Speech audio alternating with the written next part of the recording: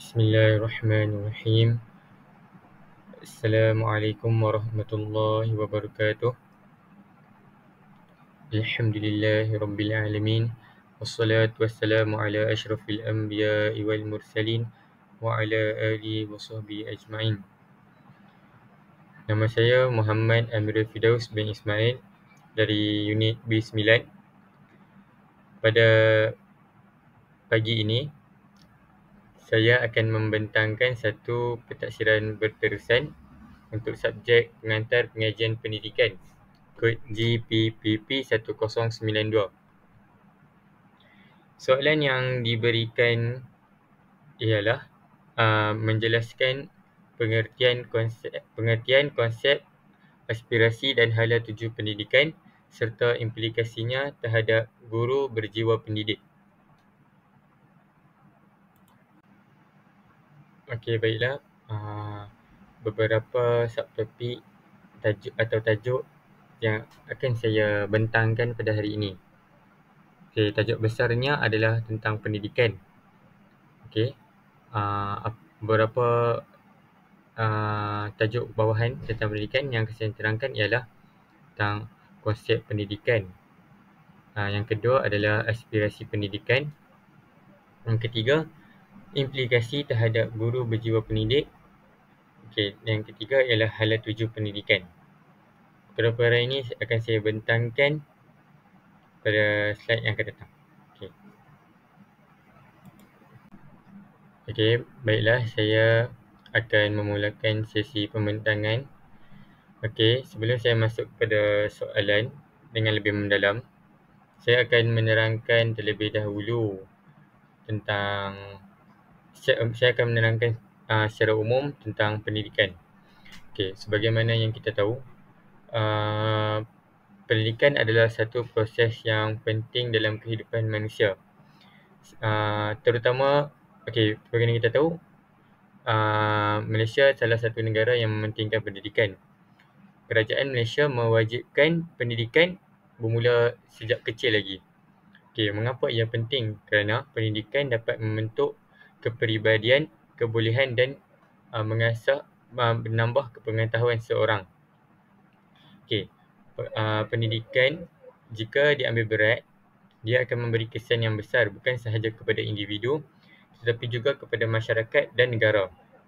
Kesan yang besar bukan sahaja kepada individu tapi juga kepada masyarakat dan negara. Okey, maksudnya di sini kerajaan Malaysia mewajibkan semua rakyatnya mengambil berat tentang pendidikan kerana apabila mereka sudah mencapai umur dewasa, mereka akan memberi manfaat yang terbaik kepada masyarakat ataupun negara iaitu negara Malaysia.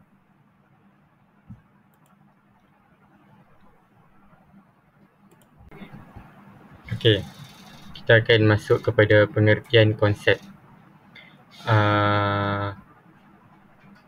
Pendidikan adalah suatu proses yang merangkumi pelbagai aspek dalam kehidupan individu seperti intelektual, sosial, emosi dan kerohanian. Okey, intelektual, sosial, emosi dan kerohanian ini termasuk dalam falsafah pendidikan Malaysia, iaitu mementingkan keempat elemen ini. Okey. Poin yang kedua, pendidikan bukan sahaja tertumpu kepada pencapaian akademik tetapi juga pada perkembangan sasiah, kemahiran sosial dan pembentukan perwatakan seseorang. Jadi, kerajaan Malaysia mementingkan kemenjadian seseorang itu walaupun mereka tidak mencapai satu tahap yang baik pada bidang akademik. Okey, jika mereka mencapai tahap tersebut, mereka insya-Allah boleh survive pada masa akan datang sewaktu mereka dewasa. Di Malaysia, pendidikan formal bermula di peringkat prasekolah, diikuti dengan sekolah rendah, sekolah menengah dan seterusnya pendidikan tinggi. Okey. Maksudnya di sini kerajaan Malaysia mewajibkan rakyatnya mengambil pendidikan mengikut silibus yang ditetapkan bermula sejak kecil. Yang terakhir, dalam konteks ini, pendidikan bukan sekadar untuk memindahkan ilmu, tetapi juga untuk membentuk peribadi yang baik dan berdaya saing. Mengapa kita perlu berdaya saing? Agar kita dapat bersaing secara sihat dengan negara-negara maju yang lain, agar kita dapat mengikut kemajuan yang mereka miliki.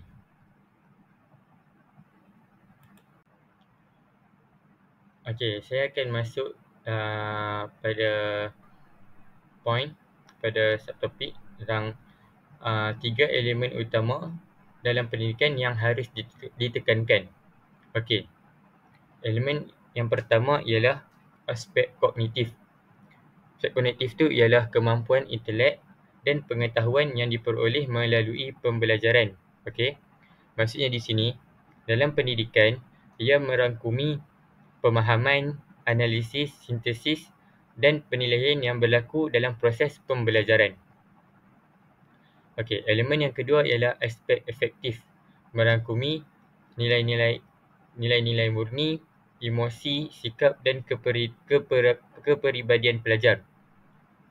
Okey, maksudnya di sini pendidikan tidak hanya memberi ilmu tetapi juga membentuk karakter dan nilai moral. Maksudnya di sini ia berfokuskan kepada kemenjadian pelajar pada masa akan datang. Bukan sahaja mereka memiliki ilmu atau akademik, tetapi mereka mempunyai sifat-sifat kemuliaan, sifat-sifat mempunyai nilai-nilai murni yang mereka pegang dan mereka amalkan pada rutin harian mereka. Okey. Elemen yang ketiga ialah merangkumi aspek psikomotor. Aspek psikomotor ni ialah kemahiran fizikal dan kebolehan pelajar dalam melaksanakan tugas-tugas praktikal yang diperoleh melalui latihan.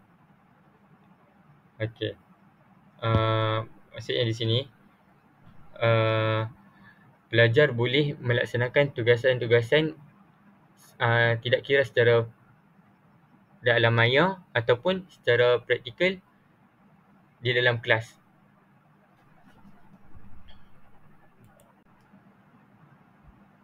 Okey, baiklah. Saya akan masuk dan menerangkan pada bahagian aspirasi pendidikan.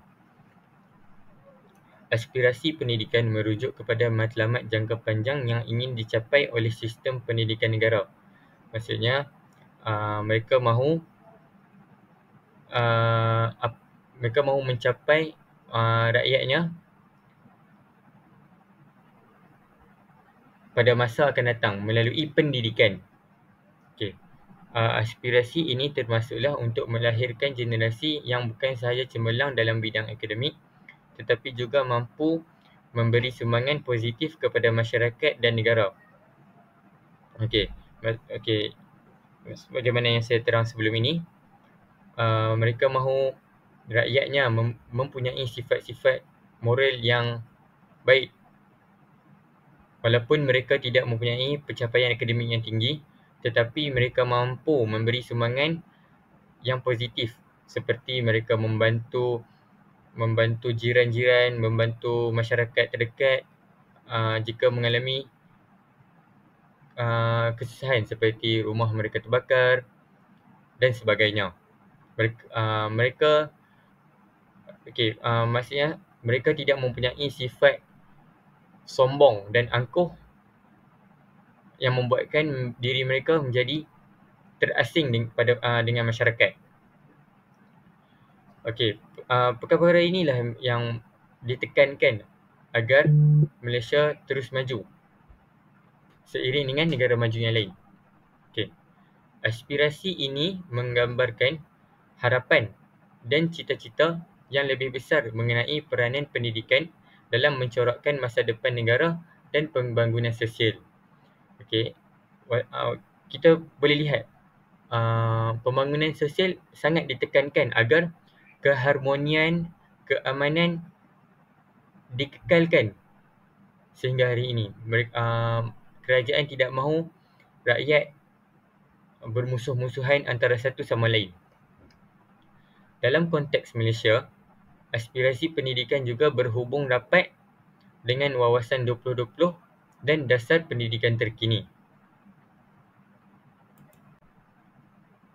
Saya sudah menerangkan tentang aspirasi pendidikan. Okey, mengapa aspirasi pendidikan ini penting? Okey, saya akan memberi penerangan tentang tujuan dan objektif aspirasi pendidikan. Okey, yang pertama, tujuannya ialah menyediakan generasi yang berkualiti. Okey, untuk lebih faham, apa maksud generasi yang berkualiti? Iaitu melahirkan pelajar yang mempunyai pengetahuan yang mendalam, kemahiran berfikir kritis, kreatif dan inovatif. Okey, jika perkara ini diasah, suatu perkara atau produk yang bernilai akan dilahirkan, akan wujud pada masa akan datang. Kerana pemikiran mereka sentiasa diasah. Dan senang cakap, otak mereka ini tidak lemau, tidak susah untuk berfikir. Okay. Yang kedua, tujuannya ialah meningkatkan kualiti kehidupan sosial dan ekonomi. Pendidikan mampu meningkatkan taraf hidup dengan memberi peluang pekerjaan yang lebih baik serta meningkatkan kesejahteraan sosial. Okey, jika kita sendiri mempunyai pendidikan yang tinggi, secara logiknya, secara faktanya, kita akan mendapat pekerjaan yang bagus. Peluang kita akan lebih cerah. Jadi, kita akan mendapat kerja yang bagus dan kita akan mempunyai gaji yang mungkin agak lumayan. Jadi, secara logiknya, secara faktanya, kita tidak akan mengalami masalah kemiskinan pada masa akan datang. Yang ketiga, mewujudkan masyarakat yang harmonis. Pendidikan berperanan untuk memupuk nilai-nilai murni seperti toleransi, kerjasama dan saling menghormati. Mengapa perkara ini penting? Sebagaimana yang saya cakap sebelum ini, kita mahu mengekalkan keamanan dan keharmonian sosial agar perkara yang sudah lepas tidak berulang kembali. Sebagaimana kita tahu, Malaysia juga pernah mengalami isu-isu perkauman yang boleh menyebabkan seorang kesejahteraan, keamanan negara terancam. Perkara ini yang mahu dielakkan agar setiap rakyat dapat hidup dengan aman dan sejahtera. Hala 7 pendidikan di Malaysia. Pendidikan di Malaysia berfokus kepada pembentukan individu yang bukan sahaja cemerlang dalam bidang akademik tetapi juga berbudi pekerti dan berdaya saing. Okey, maksudnya tujuannya di sini mereka mahu melahirkan seorang yang baik, seorang yang berguna pada masa akan datang. Okey, jika seseorang itu hanya mempunyai pendidikan yang tinggi,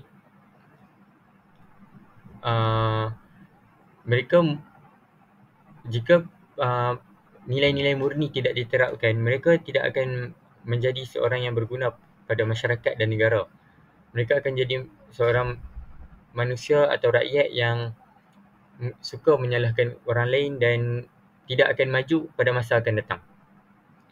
Perkara ini yang akan dielakkan agar negara Malaysia terus berkembang maju seiring dengan negara maju yang lain. Okay. Dengan adanya dasar pendidikan negara seperti rancangan Malaysia, sistem pendidikan Malaysia sentiasa berkembang untuk memenuhi kehendak zaman. Okay, maksudnya pendidikan ini akan sentiasa berubah mengikut kehendak peredaran zaman. Seperti sebagai contoh, pada zaman dahulu tidak menggunakan teknologi pada pendidikan. Okay, dan sekarang guru dan pelajar perlu menggunakan teknologi kerana ia lebih relevan pada masa sekarang. Malaysia juga memberi penekanan terhadap pendidikan berasaskan kemahiran untuk menyesuaikan diri dengan revolusi industri 4.0.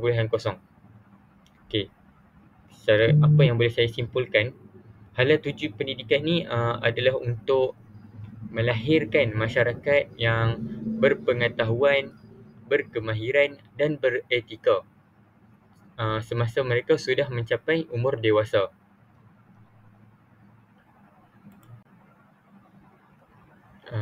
Kepentingan hala tuju pendidikan. Mengapa hala tuju pendidikan ini penting dan perlu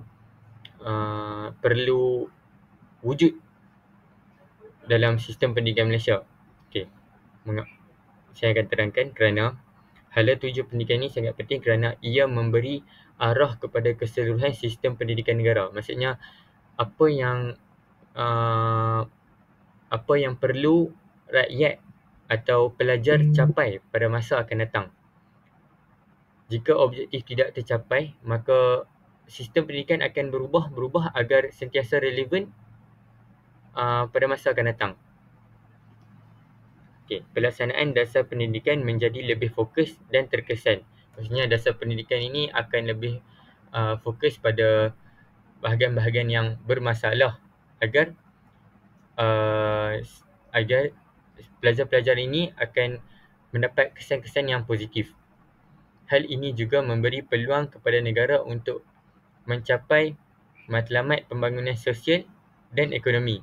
Maksudnya pendidikan akan memberi kesan yang positif kepada negara kerana jika rakyatnya mempunyai akal fikiran yang sama seperti rakyat-rakyat negara maju yang lain, berkemungkinan negara Malaysia tetap akan berkembang maju kerana mempunyai rakyat-rakyat yang bagus. Mereka akan menjaga hubungan sosial, pembangunan sosial antara satu sama lain dan secara tidak langsung ekonomi negara akan meningkat. Kenapa ekonomi negara akan meningkat? Kerana sebagai contoh, ia berbalik kepada pembangunan sosial. Jika negara sentiasa maju, aman, tiada perang, banyak sektor-sektor yang akan terus membangun seperti sektor perindustrian, sektor pelancongan. Ia akan memberi kesan yang positif. Secara tidak langsung, ia akan menguntungkan negara dan menguntungkan rakyat semula. Mengapa ia menguntungkan rakyat semula? Kerana negara akan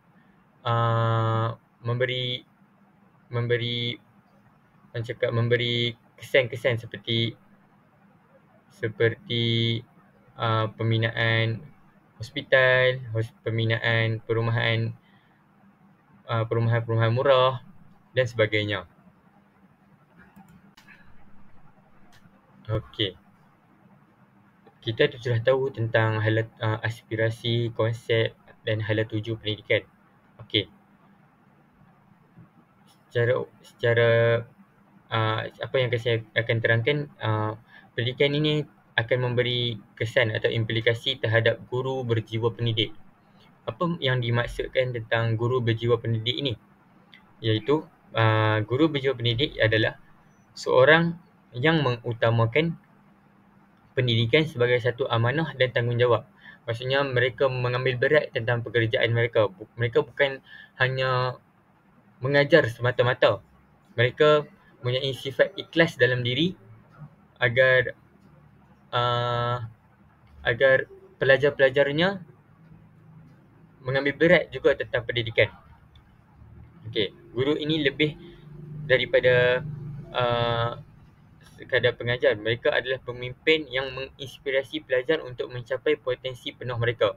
Maksudnya pelajar-pelajar mereka ni perlu mencapai tahap-tahap maksimum mereka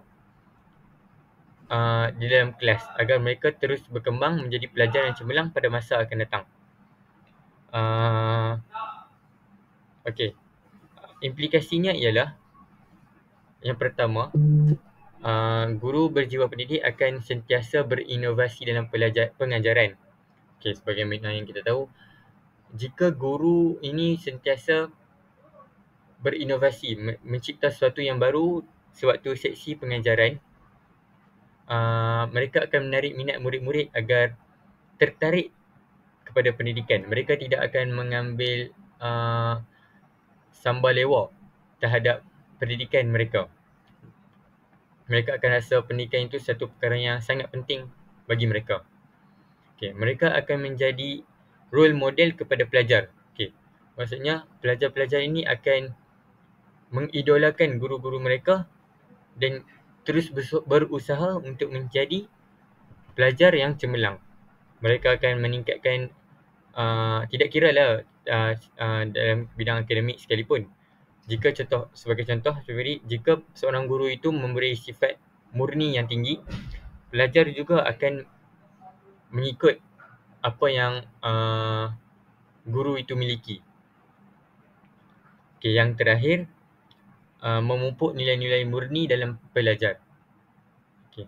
Perkara ini penting kerana kerana kerana pembangunan sosial penting bagi mereka.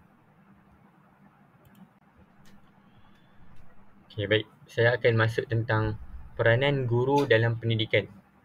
Guru berperanan sebagai fasilitator, pendidik, motivator dan sahabat kepada pelajar. Okey, seorang guru tidaklah perlu tegas sepanjang masa. Ada perkara yang mereka perlu tegas dan ada perkara mereka perlu menyebelahi pelajar agar pelajar selesa jika bersama dengan guru. Okey. Jika perkara ini berlaku, proses pengajaran dan pembelajaran akan lebih menarik. Pelajar akan lebih fokus dan seronok semasa di sekolah. Okey. Guru juga bukan sahaja mengajar mata pelajaran tetapi juga mendidik sasiah dan nilai hidup pelajar. Maksudnya, seorang guru perlu mengadakan sesi selingan, agar pelajar-pelajar ini tidak hanya fokus kepada pendidikan, kepada pengajaran. Mereka juga perlu mengetahui nilai hidup dan sasiah yang baik. Guru juga berperanan penting dalam membimbing pelajar untuk mengembangkan kemahiran berfikir kritis, kreativiti dan membina watak yang baik. Okey. Perkara ini penting agar pelajar sentiasa mengasah pemikiran mereka agar pemikiran mereka itu setaraf dengan rakyat-rakyat negara lain. Rakyat-rakyat negara maju yang lain. Okey. Guru juga memainkan peranan dalam menyemai semangat nasionalisme dan tanggungjawab sosial dalam kalangan pelajar. Perkara ini sangat perlu ditekankan kerana pelajar-pelajar yang masih muda perlu mempunyai sifat sayang akan negara agar mereka tidak mengambil sambal lewat terhadap pendidikan. Kerana jika mereka mengambil sambal lewat terhadap pendidikan, mereka tidak hirau tentang pendidikan, berkemungkinan mereka boleh menjadi musuh kepada negara. Mereka boleh mengkhianati negara pada masa akan datang. Okey. Implikasi terhadap guru berjiwa pendidik bukanlah satu perkara yang mudah. Guru berjiwa pendidik mempunyai cabaran semasa sesi pengajaran. Okey, saya akan terangkan apakah cabaran yang mereka lalui sewaktu dalam kelas, waktu dalam sekolah dan sebagainya. Okey, yang pertama cabarannya ialah pelajar yang berbeza latar belakang. Okey. Perbezaan pelajar-pelajar ini akan memberi cabaran kepada guru sewaktu sesi mengajar.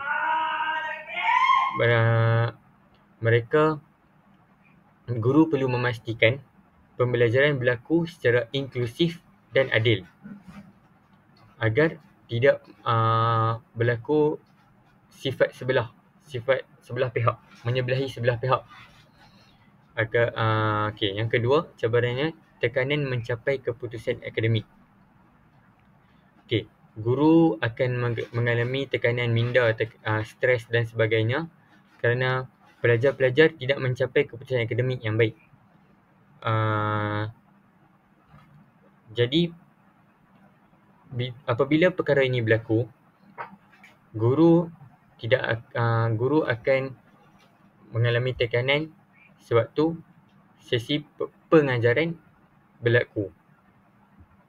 Mereka juga akan mengalami tekanan yang datang dari harapan ibu bapa dan sistem pendidikan. Okay. Cabaran yang ketiga ialah perubahan dalam teknologi pendidikan. Mengapa ia sebagai satu cabaran? Kerana sesetengah guru tidak mahir dalam menggunakan teknologi maklumat dan komunikasi dalam pendidikan. Mereka perlu menyesuaikan diri dalam menggunakan teknologi kerana penggunaan teknologi adalah satu perkara yang perlu digunakan pada masa sekarang kerana pada masa sekarang sangat relevan jika pendidikan menggunakan teknologi. Okey. Kita akan masuk pada bahagian kesimpulan. Apa yang boleh saya simpulkan di sini ialah pendidikan adalah elemen penting dalam pembangunan individu dan negara. Kerana pelajar-pelajar yang masih muda merupakan aset dan tulang belakang negara pada masa akan datang. Jika hancurnya pelajar-pelajar ini, berkemungkinan negara kita akan hilang pemimpin yang bertanggungjawab, hilang pemimpin yang pandai, hilang pemimpin yang mempunyai pemikiran yang bagus pada masa akan datang. Jika tidak diambil berat, negara kita akan mundur dan mungkin akan setaraf dengan negara mundur yang lain. Ia akan memberi peluang kepada negara-negara barat, negara-negara Eropah yang lain terus berkembang maju kerana mereka sangat mementingkan pendidikan dalam kehidupan seharian mereka.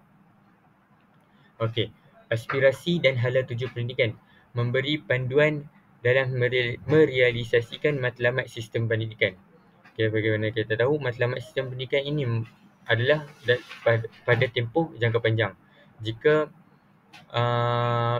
hala tuju pendidikan ini tidak wujud, maka susahlah matlamat yang perlu dicapai pasti akan tidak tercapai. Okey. Kesimpulan terakhir ialah guru perlu terus berkembang dan berinovasi untuk memastikan pendidikan yang diterima oleh pelajar relevan dengan tuntutan zaman. Maksudnya guru tidak boleh menggunakan kaedah-kaedah yang kuno, kaedah-kaedah yang lama kerana mungkin akan menyebabkan pelajar-pelajar boring dan mereka akan tidak hiraukan tentang pendidikan mereka. Mereka akan tidak fokus dan tidak maju pada masa akan datang. Okey, di sini saya menunjukkan beberapa rujukan yang saya gunakan